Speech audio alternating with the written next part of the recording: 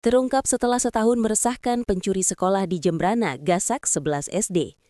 Rasa aman dunia pendidikan di Kabupaten Jembrana akhirnya kembali pulih. Setelah berbulan-bulan meresahkan guru dan siswa, Polres Jembrana berhasil mengungkap kasus pencurian dengan pemberatan yang menyasar belasan sekolah dasar pada Selasa 20 Januari 2026. Dalam pengungkapan tersebut, polisi mengamankan seorang pelaku berinisial DS warga Kabupaten Tabanan yang terbukti melakukan aksi pencurian di sedikitnya 11 TKP sekolah dasar di wilayah Jembrana.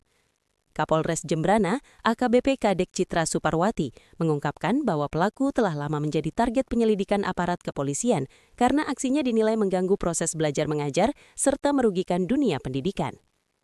Salah satu aksi pencurian yang sempat menghebohkan terjadi di SD Negeri 4 Medewi pada 8 Januari 2026. Aksi tersebut diketahui warga saat sekolah hendak mulai beraktivitas. Setelah serangkaian penyelidikan, pelaku akhirnya ditangkap pada Jumat 16 Januari 2026 di pinggir Jalan Raya Denpasar Gilimanuk, tepatnya di Desa Pangiangan, Kecamatan Pekutatan. Dari hasil interogasi, DS mengakui seluruh perbuatannya. Dalam menjalankan aksinya, pelaku menggunakan obeng dan tang untuk mencongkel pintu maupun jendela ruang kelas serta ruang guru. Barang hasil curian kemudian diangkut menggunakan sepeda motor dan disimpan di rumah pelaku di wilayah Tabanan sebelum dijual.